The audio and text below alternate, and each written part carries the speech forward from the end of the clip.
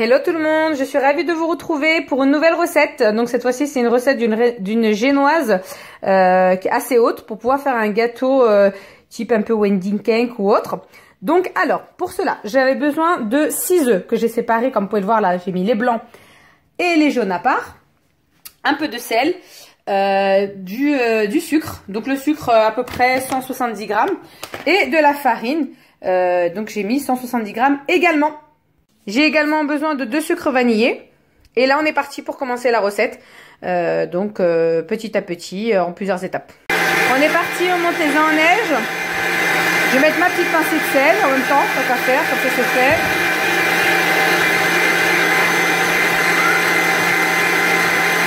Et ensuite, on va rajouter petit à petit le sucre. Donc les 170 grammes en 3 fois ou en 4 fois. Là pour l'instant j'attends que tout bien monte et après je rajoute le sucre. Donc petit à petit je rajoute le sucre en plusieurs parties. Comme j'ai dit en 2, 3, 4 fois, ça dépend. Donc là j'espère que ça va bien monter. Parce que du coup j'ai pris un bol assez haut.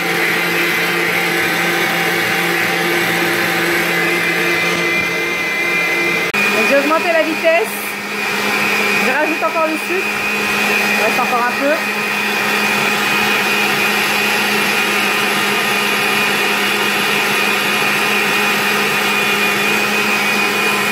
J'en profite pour ajouter le sucre vanillé également.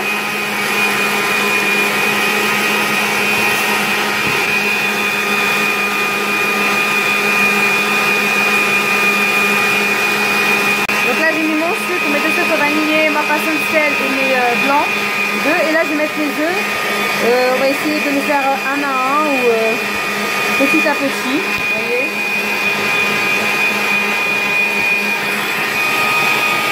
quand ça monte bien, au fur et à mesure j'en rajoute un par un ou 2 par 2.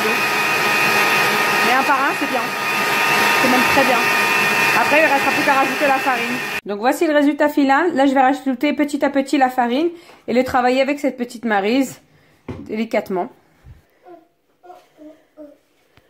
J'incorpore délicatement la farine que je vais passer, voilà, comme ça, en plusieurs fois. Et puis là, je travaille délicatement la pâte, comme ça.